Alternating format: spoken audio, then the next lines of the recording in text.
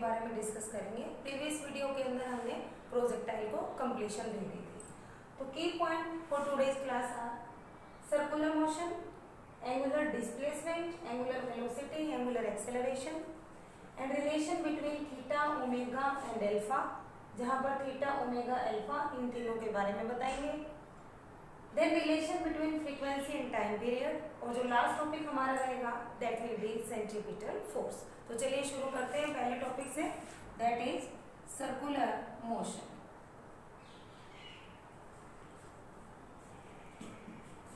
किसी भी बॉडी को सर्कुलर मोशन में कब कहा जाएगा? देखिए, अगर वो इस पॉइंट के अबाउट मूव कर रही है, अगर कोई बॉडी इस पॉइंट के अबाउट मूव कर रही है तो मीन्स वो इस तरह से चली जा रही है कि एक पर्टिकुलर पॉइंट से इसका डिस्टेंस, चाहे मैं ये पॉइंट लूं तो भी ये डिस्टेंस, अगर ये पॉइंट लूं तो भी ये डिस्टेंस, इस तरह से अगर आप अलग अलग पॉइंट से इस पॉइंट तक की इसकी डिस्टेंस लोगे तो वो हमेशा क्या रहेगी? सेम रहेगी। तो बॉडी को आप कौन सी मोशन में कहेंगे? सर्कुलर मोशन में। ये मैंने आपको पहले ही बताया था कि जब भी कोई बॉडी सर्कुलर पाथ में मूव करती है तो जो उसकी स्पीड रहेगी that will be constant through out the path, but उसकी जो वेलोसिटी रहेगी वो चेंज होगी। This is the difference between scalar and A vector. ये स्केलर और वेक्टर को स्पेसिफाई करेगा क्योंकि स्पीड एक स्केलर क्वांटिटी है, उसको डायरेक्शन की कोई नीड नहीं है। लेकिन जब बॉडी इस सर्कुलर पाथ के लोग मूव कर रही है और अगर आप इस पी पॉइंट पे उसकी वेलोसिटी चेक कर रहे हैं तो पी पॉइंट पे जो वेलोसिटी का डायरेक्शन रहेगा दैट विल बी टेंजेंशियल। अगर आप क्यू पे आ गए हैं तो डायरेक्शन ऐसे हो जाएगी, एस पे आ गए हैं तो ऐसे हो जाएगी। मीन्स कि जो डायरेक्शन है हर पॉइंट पे मोशन की वो चेंज हो रही है, सो वेलोसिटी चेंज होगी, लेकिन स्पीड को डायरेक्शन से कोई लेना देना नहीं है, तो स्पीड विल रिमेन कांस्टेंट। तो सर्कुलर मोशन के बारे में हमने बताया कि अगर कोई बॉडी इस तरह से मूव कर रही है कि एक पर्टिकुलर पॉइंट से उसका जो डिस्टेंस है, चाहे हम कहीं भी ले उस पाथ पे, वो कांस्टेंट रहेगा, तो that motion is known as circular motion. And that fix point जिसके अबाउट वो मूव कर रही है, that fix point is called centre of circle. उस फिक्स पॉइंट को आपने सर्कल का सेंटर बता देना है। Clear? Now angular displacement, angular displacement this is denoted by theta.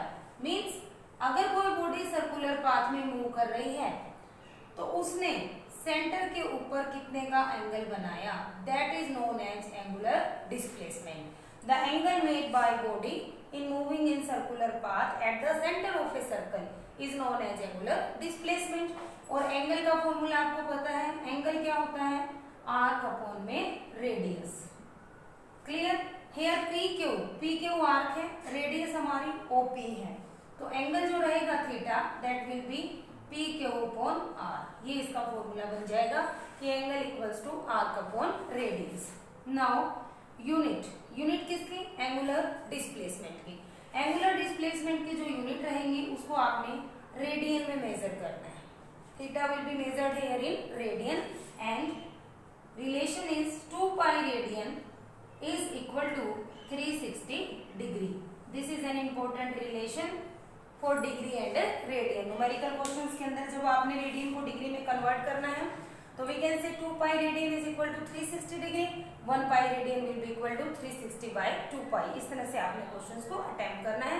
This is the topic for angular displacement. देखिए, जब हम लीनियर मोशन की बात करते थे, इससे पहले हमने लीनियर मोशन पढ़ा है। लीनियर मोशन के अंदर जो डिस्प्लेसमेंट है उसको आपने एस से डिनोट किया था, और यहाँ पे आपने डिस्प्लेसमेंट को, क्योंकि वो एंगुलर हो चुका है, तो आपने यहाँ पर उसको थीटा से डिनोट कर दिया है। This is our angular displacement. Now we will discuss angular velocity. Angular velocity is omega. Angular velocity को आप ओमेगा कहेंगे, और इसको कैसे डिफाइन करेंगे? Rate of change of angular displacement. अगर आप एंगुलर डिस्प्लेसमेंट का रेट ऑफ चेंज निकाल रहे हैं that is known as angular velocity. जिस तरह से हम rate of change of displacement को वेलोसिटी लेते हैं लीनियर मोशन के अंदर, यहाँ पे rate of change of angular displacement को आपने ओमेगा लेना है। Means omega will be written as D theta by D T. ये आपका इसके लिए केस रहेगा। कैसे? देखिए, जब ओमेगा की वैल्यू को आपने कैसे चेंज करवाना है, सपोज करो कि t1 टाइम पे जो एंगुलर डिस्प्लेसमेंट है वो θ1 है, t2 टाइम पे एंगुलर डिस्प्लेसमेंट कितनी हो गई, θ2 हो गई।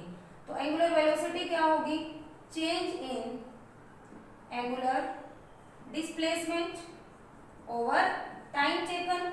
चेंज कितना हुआ, θ2 माइनस θ1, और टाइम का चेंज है t2 minus t1। This can be written as del theta by del T. ये सेम उसी तरह से जैसे कि मैंने आपको इंस्टेंटेनियस समझाया था। तो omega will be equal to, अगर आपने limit delta t goes to 0 provide करी, here delta theta by delta t. जब भी ऐसी सिचुएशन हमारे पास आती है कि denominator is tends to 0 but this is not 0, तो ये पूरा फैक्टर किसमें कन्वर्ट हो जाता है students, d theta by D t, and this d theta by D t is known as angular velocity. इस d theta by D t को आप एंगुलर वेलोसिटी कहेंगे। Clear? Now we will discuss about relation between linear displacement, relation between linear displacement and angular displacement. Linear displacement जिसको कि आप S से denote करते हैं, एंड एंगुलर डिस्प्लेसमेंट जिसको हम थीटा से डिनोट करते हैं। हमें उन दोनों के बीच का रिलेशन निकालना है। मैंने अभी आपको बताया कि एंगल होता है आर्क अपॉन रेडियस। अगर मैं यहाँ से आर्क की बात करूं, that will become radius into angle. If radius is R, angle is theta. जब हमने वो वैल्यू निकाली थी पी क्यू की, यानी कि जब बॉडी एक सर्कुलर पाथ में मूव कर रही थी, उसने सेंटर के ऊपर कितने का एंगल बनाया था, थीटा का। रेडियस थी R and this was P Q. Means R क्या हो जाएगी, radius into angle. What is arc here, P Q. P Q is equal to R into theta. और आर्क है क्या, आर तो एक डिस्प्लेसमेंट है जिसको आप एस भी लिख सकते हैं, तो S will be R into theta. So this is the relation between linear displacement and angular displacement. We can say linear displacement is equal to radius into में angular displacement. This is an important relation कि linear displacement और angular displacement के अंदर क्या relation होता है। Now we will discuss about relation between linear velocity and angular velocity. Second point है ये इसका, relation between linear velocity जिसको आपने v कहना है and एंगुलर वेलोसिटी जिसकी वैल्यू अभी अभी हमने निकाली, दैट इज ओमेगा। इन दोनों के बीच में हमने रिलेशन फाइंड आउट करना है। Using this particular relation S equals to R theta and differentiating both sides. हमने इस इक्वेशन को डिफरेंशिएट करना है, differentiating both sides. D S by D T from L H S, right hand side को जब आप डिफरेंशिएट करेंगे, यानी कि r will remain constant because this is radius, और d theta by dt। ds by dt change in displacement upon time, this is our velocity. r will remain as it is and d theta by dt this is our omega. Clear students? तो यहां से आपके पास आ गया कि linear velocity is equal to radius into angular velocity. Similar pattern पे आप दोनों रिलेशंस को मैच कर सकते हैं कि linear displacement is equal to radius into angular displacement, linear velocity is equal to radius into angular velocity.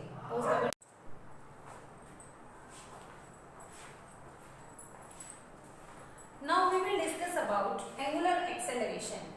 As you know, rate of change of angular velocity, rate of change of linear velocity is known as angular velocity, and rate of change of angular velocity is known as angular acceleration. This is denoted by alpha, and alpha will be equal to d omega by dt. Clear? Unit यहाँ से क्या होंगी? That will be equal to radian per second square.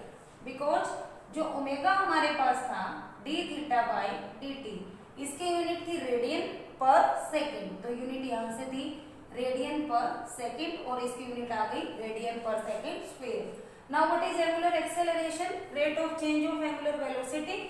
If omega 1 is the angular velocity at time t1, omega 2 is the angular velocity at time t2, then alpha will be equal to change in angular velocity over time, and this can be written as del omega by del t.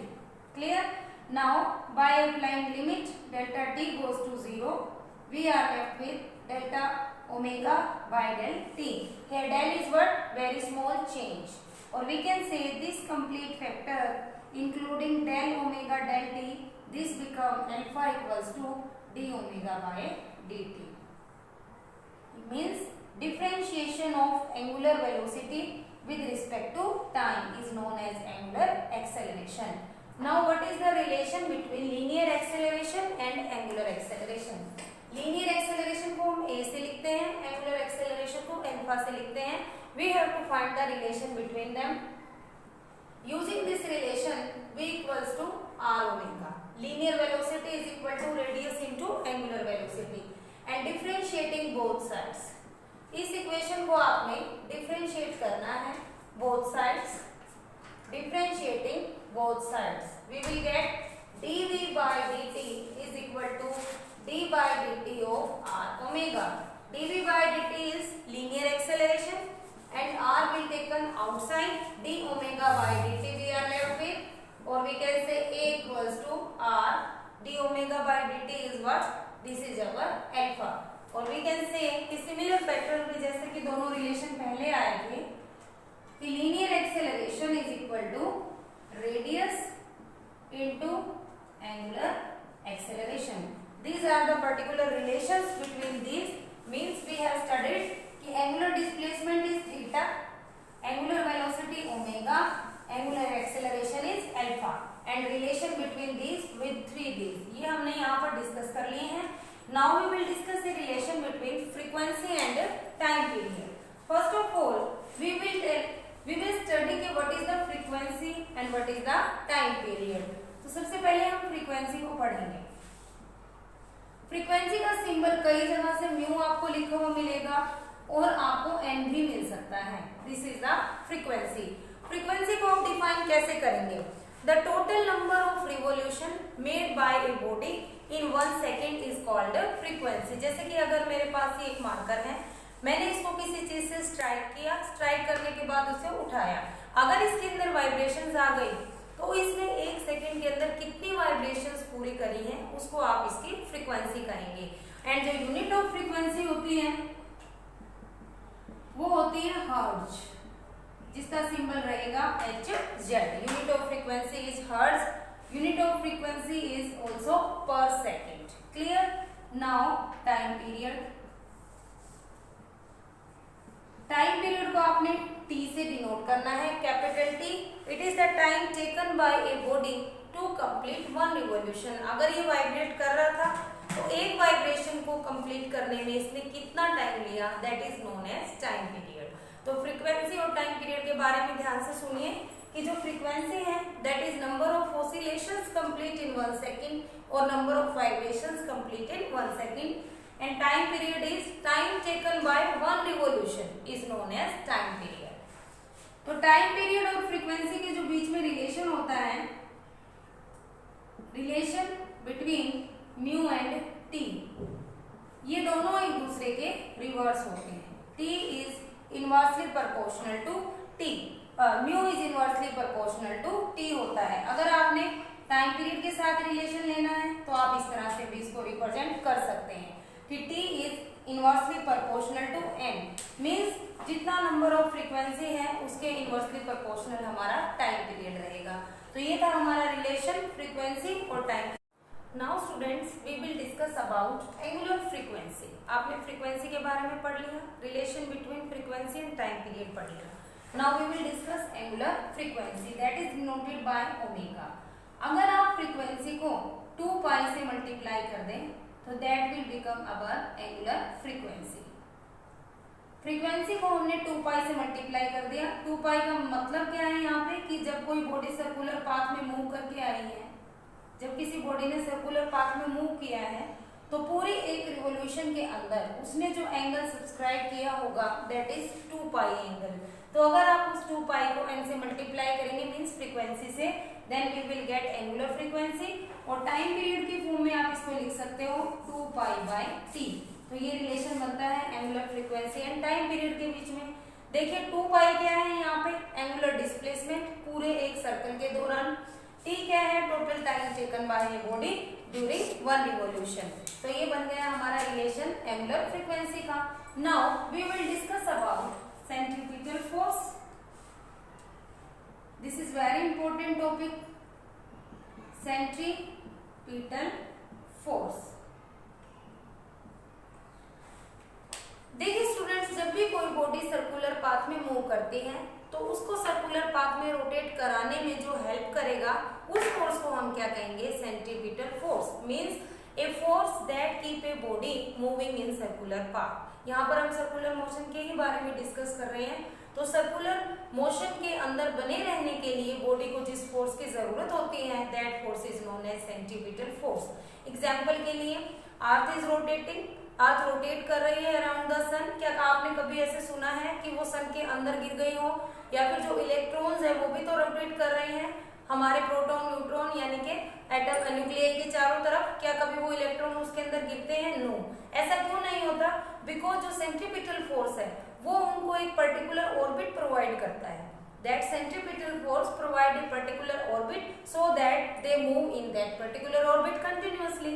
और इस वजह से वो अपने path से अलग होकर कभी भी अपने ऑर्बिट से निकलकर न्यूक्लियाई के अंदर नहीं गिरते। तो that is a centripetal force. और ले लीजिए अपना एग्जांपल, सेंट्रीफ्यूगेशन ऑफ मिल्क जब किया जाता है तो सारा का सारा बटर सेंटर की तरफ आने की कोशिश करता है। That force which is applied by our, हम जो अपना ट्रेडिशनल मेथड है या आजकल जो मशीनें लगाई जाती हैं, that depend upon the centrifugation method. Now we will discuss about centripetal force. अब देखिए ये बॉडी सर्कुलर पाथ में मूव कर रही है इस तरीके से। अगर आपने इस पॉइंट पे अभी बॉडी है तो उसकी वेलोसिटी की डायरेक्शन ये होगी, ये हमारा सेंटर है। हमने कहा कि बॉडी गई है P से Q और उसने सेंटर के ऊपर एंगल बनाया है theta. Suppose R is the radius of that circle. देखिए जो सेंट्रीपिटल फोर्स होगा उसकी डायरेक्शन हमेशा किधर रहेगी, सेंटर की तरफ। मींस अगर इस पॉइंट पे देखें तो डायरेक्शन इधर रहेगी, किसकी, फोर्स की। यहाँ से देखोगे तो डायरेक्शन यहाँ है, यहाँ है और यहाँ है। Means that force which is only in the direction of centre, जो सर्कल के सेंटर की तरफ अपनी डायरेक्शन बना के रखेगा, उस फोर्स को आपने क्या कहना है, centripetal force. Now here if we assume that at point P, सबसे पहले बॉडी हमारी P पॉइंट पे थी, फिर ये पहुंच गई Q पॉइंट पे। जब बॉडी P पॉइंट पे है तो उसकी वेलोसिटी कुछ होगी, और जब बॉडी Q पॉइंट पे है तो उसकी वेलोसिटी कुछ होगी। Now we will describe this by taking this particular figure. कैसे, ये हमारा सर्कुलर पाथ है जिसके ऊपर बॉडी ट्रेवल कर रही है। Means body is moving in that particular circular path. इस तरह से आप इसके पाथ को ले लीजिए, अपनी कन्वीनियंस के लिए हम ऐसा ले रहे हैं ताकि आगे हमारे लिए आसान रहे। That is our point O, centre of this circle. Suppose पहले बॉडी P पॉइंट पे है और मूव कितनी वेलोसिटी से कर रही है, v1 से। फिर ये आगे Q पॉइंट पे और मूव कर रही है कितनी वेलोसिटी से, v2 से। Clear student? यानी कि जब बॉडी ने P से Q का डिस्टेंस कवर किया है तो सेंटर के ऊपर एक एंगल डिस्क्राइब किया थीटा। P पॉइंट के ऊपर उसकी वेलोसिटी v1 थी और Q के ऊपर v2 हो गई, because velocity is changing continuously here due to direction of motion. So हमने वेलोसिटी को यहाँ पर अलग अलग मेंशन किया है। अगर हम अज्यूम करें कि v1 का मैग्नीट्यूड और v2 का मैग्नीट्यूड दोनों हमने v के इक्वल ले लिए, ये हमारी क्या रहेगी, अजम्पशन, कि हमने माना कि P पॉइंट के ऊपर जो वेलोसिटी है और Q के ऊपर जो वेलोसिटी है वो दोनों क्या है, इक्वल।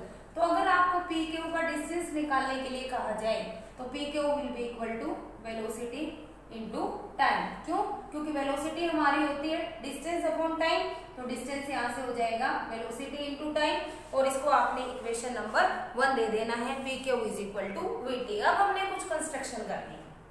कंस्ट्रक्शन कैसे, आपने V1 के पैरेलल एक लाइन कंसीडर करनी है। Suppose that line is this. Clear? अब आपने V2 के पैरेलल एक लाइन कंसीडर करनी है, वो लाइन ये है। ये V1 को रिप्रेजेंट कर रही है और ये V2 को रिप्रेजेंट कर रही है। सपोज हमने इनको नेमिंग दे दिया CAB। अगर दो लाइंस के बीच में, अगर आपने दो लाइंस की पैरेलल यहाँ पर कंसीडर की दो लाइंस का पैरेलल यहाँ कंसीडर किया है, तो जो उन दोनों के बीच में एंगल था वही उसके पैरेलल के बीच में एंगल होगा, because this is the rule of mathematics कि angle between two lines is always equal to angle between their normals और बिटवीन देयर पैरेलल लाइंस। तो यहाँ पर भी एंगल क्या रहेगा, थीटा।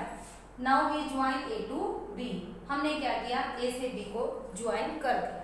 अब अगर ये v1 वेलोसिटी से कंपोनेंट जा रहा था तो ये v1 रहेगा, ये हमारा v2 रहेगा, और a से b जब बॉडी आ रही है तो this is our final position. तो मैंने यहाँ पर किया क्या है कि जो CA मेरा डिस्टेंस है that is parallel to v1, CB जो डिस्टेंस है that is parallel to v2। ये हमारी यहाँ पर कंस्ट्रक्शन रही है और हमने ज्वाइन कर दिया A to B and join A and B। ये हमारा कंस्ट्रक्शन में पोर्शन आपने लिख देना है कि ये हमने अपनी तरफ से कंस्ट्रक्शन की है। ऐसा हमने क्यों किया है अभी आपको क्लियर हो जाएगा। नाउ जो हमारे पास एंगल था POQ, this is equal to angle ACB which is equal to theta. Clear, क्योंकि दो लाइंस के बीच में जो एंगल था वही एंगल उसके पैरेलल्स के बीच में होगा और वो एंगल क्या है हमारा, थीटा। अब अगर मैं यहाँ पर ट्रायंगल लॉ लगाती हूँ using triangle law of vector addition, तो triangle law of vector addition हमें कहता है कि अगर कोई दो साइड ट्रायंगल की दो साइड्स को रिप्रेजेंट कर रही है, मींस अगर कोई भी दो वेक्टर ट्रायंगल की दो साइड्स को रिप्रेजेंट कर रही हैं, तो जो तीसरी साइड होगी जिसका ऑर्डर अपोजिट होगा that will represent the resultant. तो देखिए यहाँ से ये इधर जा रहा है, ये इधर जा रहा है, मींस एक कंटिन्यूटी दिख रही है आपको, बट ये जो V2 है इसने इस कंटिन्यूटी को डिस्टर्ब किया है। मींस हम ये लिख सकते हैं कि CA प्लस AB ये दोनों सेम डायरेक्शन में जा रहे थे, लेकिन डायरेक्शन को किसने चेंज कर दिया, CB ने। तो CB हमारा क्या बन जाएगा, रिजल्टेंट किसके according, triangle law of vector addition के according. Now what is CA, V1, what is AB, ये हमने फाइंड आउट करना है, and what is CB, this is our V2। तो AB की यहाँ से वैल्यू आपके पास जो आएगी, AB will be equal to V2 minus V1। Clear, अब इन दोनों को T से डिवाइड कर दीजिए, change in velocity upon time, this will become our acceleration, so we can write AB by T, this is equal to acceleration। इस equation को आप सेकंड पॉइंट का नाम दे दीजिए, या फिर आप ये भी कह सकते हैं, अगर मैं इसको मैग्नीट्यूड फॉर्म में लिखूं, in magnitude form AB by T, this will be our acceleration and this become our second equation कि AB by T is equal to our acceleration। तो यहाँ तक के स्टेप आपने देख लिए हैं कि आपने PQ को अज्यूम किया था कि PQ हमारा है V into T, और एक इक्वेशन हमारी बनकर आई है AB by T, that is our acceleration। अब देखिए स्टूडेंट्स कि आपने ये ट्रायंगल और ये ट्रायंगल इनको क्यों बनाया, इनका क्या, अब ये कैसे फॉर्म ले चुके हैं। These are the similar triangles now। अब ये दोनों सिमिलर ट्रायंगल हो चुके हैं, कोई भी दो दो साइड और बीच का एंगल अगर सेम हो जाए तो these triangles are known as similar triangles। तो यूजिंग सिमिलर ट्रायंगल्स, अब हमने इन ट्रायंगल्स को यूज करना है। यूजिंग सिमिलर ट्रायंगल्स, एक ट्रायंगल है हमारा POQ एंड दूसरा ट्रायंगल है हमारा ACB। क्लियर, एक ट्रायंगल है हमारा POQ और दूसरा ट्रायंगल है हमारा ACB। अगर सिमिलर ट्रायंगल हैं तो साइड्स के रेशियो क्या होंगे, सेम रहेंगे। अगर साइड्स के रेशियो से सेम रहेंगे तो अगर आपने CA को उठाया है, CA का रेशियो आपने OP के साथ एडजस्ट करना है, मींस CA by OP, क्योंकि इसके पैरेलल आपने ये ड्रॉ किया था, तो CA by OP दूसरे पैटर्न के ऊपर अगर आपने इसकी क्लोजिंग साइड ली है AB, तो वहां से आपको PQ लेना है, AB by PQ। नाउ अगर आपके पास इनकी वैल्यूज हैं तो वो रख दीजिए। व्हाट इज CA, CA को V1 कह रखा है और हमने पहले ही कंसीडर किया था कि V1 और V2 का मैग्नीट्यूड V मान सकते हैं, मींस यहाँ पे हमने V लिख दिया। What is OP, this is radius of the circular path. Now AB and what is PQ, that was VT। ठीक है, PQ हमारा क्या था, यहाँ से VT था। तो अगर यहाँ से मैं AB by T की वैल्यू निकालूं तो वो मेरे पास बचेगी V² by R। Give it equation number 3। तो यहाँ से AB by T मेरा आया V² by R। अब सेकंड इक्वेशन और थर्ड इक्वेशन को मैच कीजिए, कंपेयर कीजिए। From second and third we can write from second and third a equals to v square by r। a की value तो ये आ गई आपके पास, बट फोर्स हमारा किसके इक्वल होता है, मास इनटू एक्सेलरेशन, तो force will be equal to mv square by r। This is our final result for centripetal force. Means जब भी एक बॉडी सेंट्रीपिटल फोर्स से मूव करेगी तो उस फोर्स की वैल्यू होगी mv square by r, because this particular acceleration is known as centripetal acceleration, और इसके कारण जो फोर्स निकलेगा that will be centripetal force. तो formula will become F equals to mv square by r, where v is the velocity of moving body and r is the radius of circular path, m is the mass of that body which is moving in circular path. So this is our final result कि centripetal force equals to mv square by r. Now we will do other form of centripetal force. Means इस formula को आप किस तरह से दूसरी form दे सकते हैं। बिल्कुल इजी है ये आपके लिए। Other forms of centripetal force. Centripetal force को आप किस तरह से दूसरे तरीके में लिख सकते हैं। पहली फॉर्म आपके पास आ गई F equals to mv square by r। दूसरा तरीका देखिए, आपको पता है v equals to r omega, हमने पहले निकाला था सर्कुलर मोशन के लिए, तो F can be written as r square omega square by r। इस तरह से r will cancel out with r, F will be equal to mr omega square. एक दूसरा नंबर पे जो फॉर्मूला बना वो एक ये फॉर्मूला बन गया। थर्ड के अंदर अगर मैं इसी फॉर्मूले को यूज करूं mr ओमेगा स्क्वायर को, तो मैं इसको इस तरह से लिख सकती हूँ mr ओमेगा इंटू में इस ओमेगा को आप बाहर निकाल लीजिए। What is r omega, this is v, so we are left with mv omega. तो ये हमारे पास एक तीसरा फॉर्मूला निकल जाता है सेंट्रीपिटल फोर्स के लिए। तो ये डिफरेंट फॉर्म है स्टूडेंट सेंट्रीपिटल फोर्स की। इसके अलावा अगर आप ओमेगा की वैल्यू रखना चाहें, व्हाट इज ओमेगा, तो आपको एक नया रिलेशन मिल जाएगा, फोर्थ रिलेशन आपके पास है mv ओमेगा। ओमेगा क्या होता है, 2 पाई बाय टी, तो आप यहाँ से इसको 2 पाई बाय टी भी लिख सकते हैं। इस तरह से डिफरेंट फॉर्म आप इसकी बना सकते हैं। ओमेगा को आप ये भी लिख सकते हैं mv 2 पाई n। आप चाहे तो ये वैल्यू यहाँ पुट करके लिख सकते हैं। कैसे, हमारे पास रिलेशन आया mr ओमेगा स्क्वायर, तो यहाँ पर ओमेगा की वैल्यू को सब्स्टिट्यूट कर दीजिए, इस रिलेशन में कर दीजिए, या और कहीं भी आपको जहाँ भी ओमेगा शो ऑफ हो रहा है वहां पे आप ओमेगा की वैल्यू 2 पाई बाय टी या 2 पाई n कंसीडर करके अपना रिजल्ट प्रिपेयर कर सकते हैं।